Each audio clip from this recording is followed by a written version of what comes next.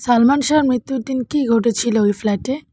১৯৯৬ সালের ৬ সেপ্টেম্বর। দিনটি ছিল বিষাদে ভরা। শুক্রবারের সেই দিনে ঢালিউড ইন্ডাস্ট্রিতে নেমে এসেছিল ঘন কালো অন্ধকার। আজও নক্ষত্রের সেই আলোর অভাব পূরণ হয়নি। প্রিয় নায়কের মৃত্যুর রহস্য এখনও ভক্তদের মনে নানা প্রশ্নের জন্ম দেয়। প্রিয় নায়ককে হারানোর ক্ষত এখনও বয়ে বেড়াচ্ছে ভক্তরা। স্বপ্নের নায়ক খ্যাত সালমান শাহ থাকতেন রাজধানীর নিউ ইস্কাটন রোডের ইস্কাটন প্লাজার একটি ফ্ল্যাটে। ১৯৯৬ সালের ৬ সেপ্টেম্বর সকালবেলা সালমান শাহর বাবা কমরউদ্দিন চৌধুরী ছেলের সঙ্গে দেখা করতে তার বাসায় যান। সেদিনে সেই বর্ণনা সালমান শাহর মা নীলা চৌধুরী বিবিসিকে একটি সাক্ষাৎকারের মাধ্যমে দিয়েছিলেন। আমার স্বামী ছেলের সঙ্গে দেখা করতে যেতে চাইলে দারোয়ান বাসায় যেতে দিচ্ছিলেন না, কারণ ছেলের বউ সামিরা আগেই মানা করে রেখেছিল। তিনি আরও বলেন, পরে জোর করে ওপরে গেলে দরজা খুলে দেয় সামিরা। ছেলের বাবা বলেন, সালমান শাহর সঙ্গে কাজ আছে, ইনকাম ট্যাক্সে সই করাতে হবে, ওকে ডাকো। তখন সামিরা বলে, ও তো ঘুমাচ্ছে। তখন উনি বললেন, ঠিক আছে, আমি বেডরুমে গিয়ে সই করে আনি। কিন্তু যেতে দেয়নি। আমার হাজব্যান্ড ঘণ্টা দেড়েক বসেছিল ওখানে। নীলা চৌধুরীর ভাষায় বেলা ১১টার দিকে একটি ফোন আসে।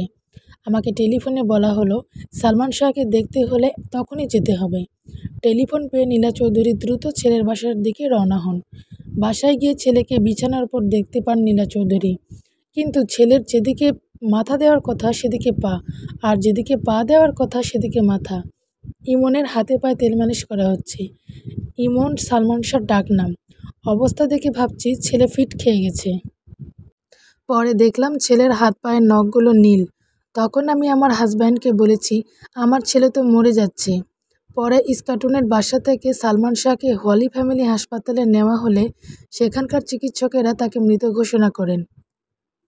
এরপর ঢাকা মেডিকেল কলেজ ও হাসপাতালে ময়নাতদন্ত শেষে বলা হয়, সালমান শাহ আত্মহত্যা করেছেন। তবে বিষয়টি এখনও বিচারাধীন।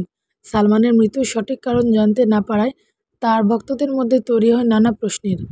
প্রিয় নায়কের এই মৃত্যুকে তার পরিবার স্বাভাবিক বলে মেনে নেয়নি। তাদের দাবি, সালমান শাহকে হত্যা করা হয়েছে।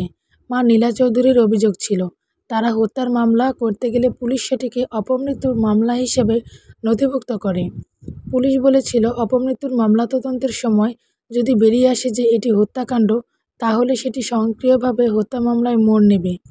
মন মানে না ছবির অর্ধেক কাজ বাকি থাকতে মৃত্যু হয় সালমান শাহর। তার মৃত্যুর পর চিত্রনায়ক রিয়াজকে দিয়ে ছবিটি শেষ করা হয়। এছাড়াও কে অপরাধী, তুমি শুধু তুমি, প্রেমের বাজি সহ একাধিক মুভি সালমান শাহ অর্ধেক শুটিং করে মারা যান। পরবর্তীতে প্রেমের বাজি ব্যতীত বাকি সিনেমাগুলি অন্য নায়কদের দিয়ে করানো হয়। সালমানের অসমাপ্ত সিনেমার মধ্যে একমাত্র প্রেমের বাজি সিনেমাটি আর শেষ হয়নি।